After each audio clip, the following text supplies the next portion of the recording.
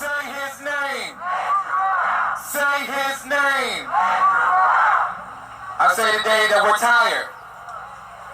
We're tired of planning funerals. We're tired of planning memorials. We're tired of our children having to bury their mothers and fathers by police violence. We are tired. We're tired of crying. We're tired of weeping.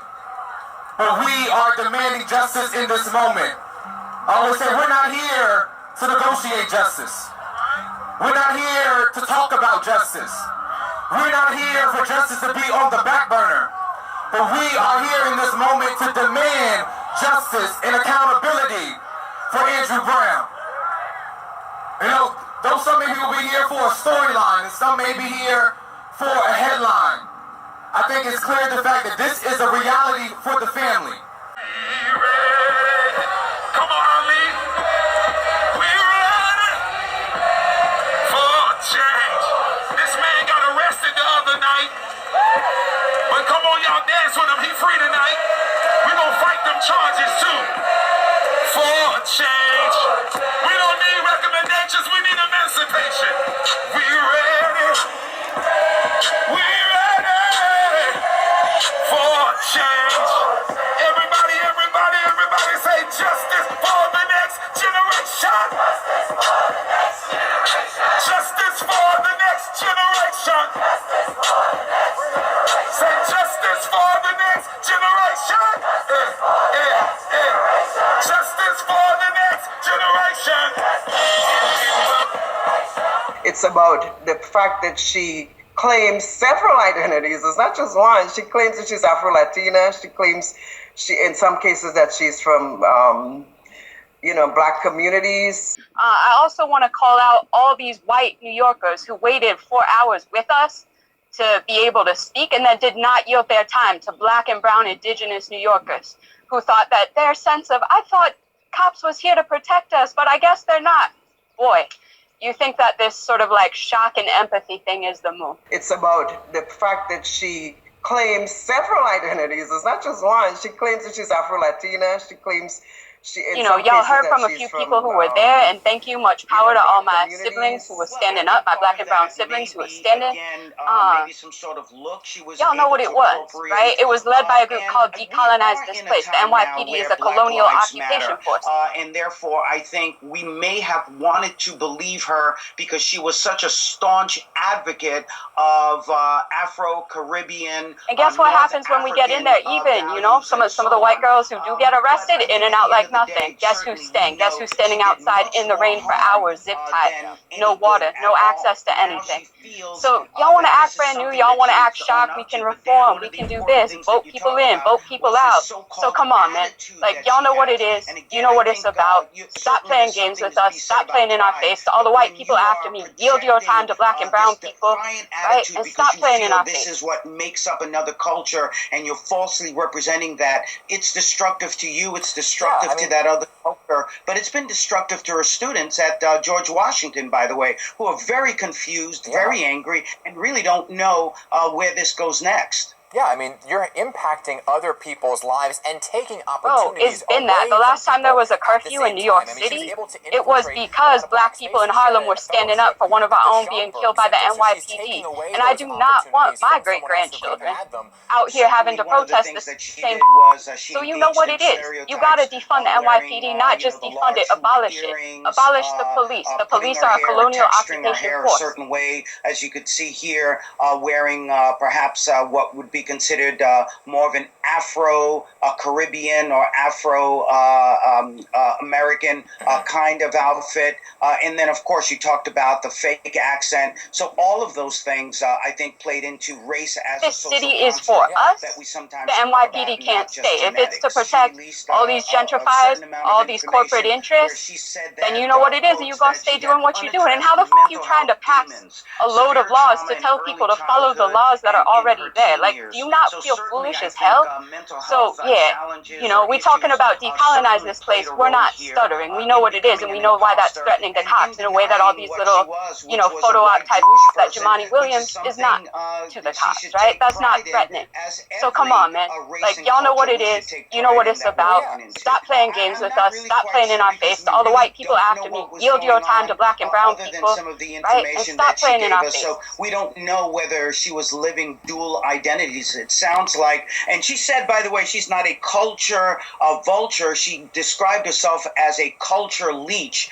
She is a college professor over at George Washington University, and she has come out as not being black.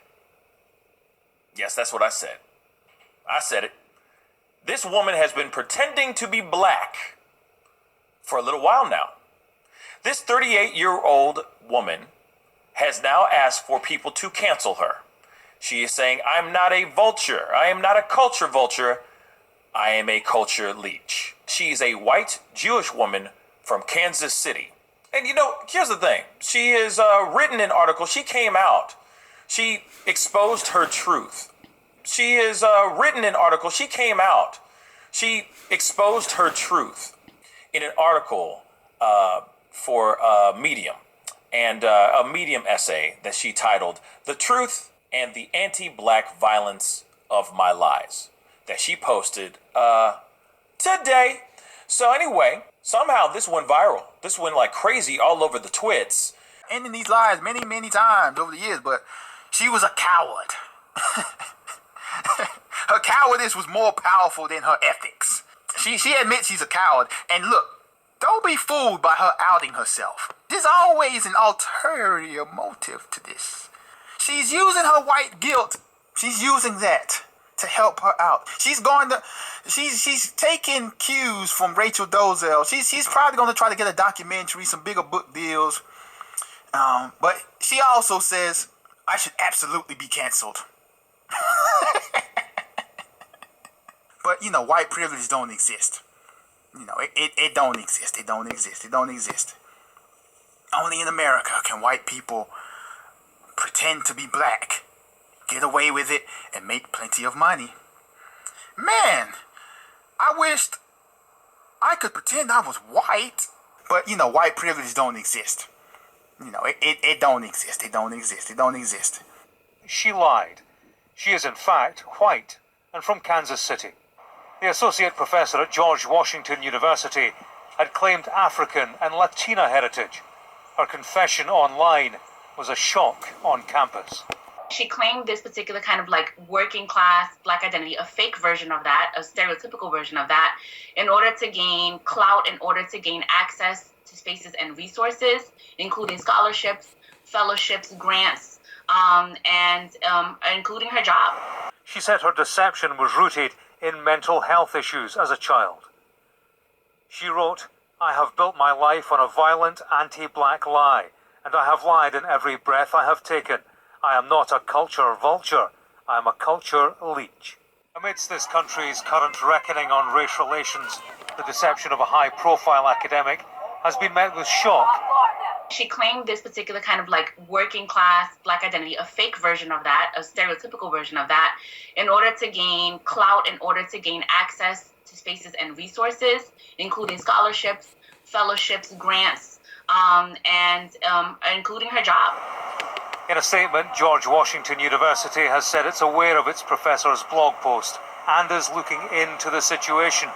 For years, saying, hey, I am a black woman, but you actually are a white Jewish woman from the suburbia of Kansas City.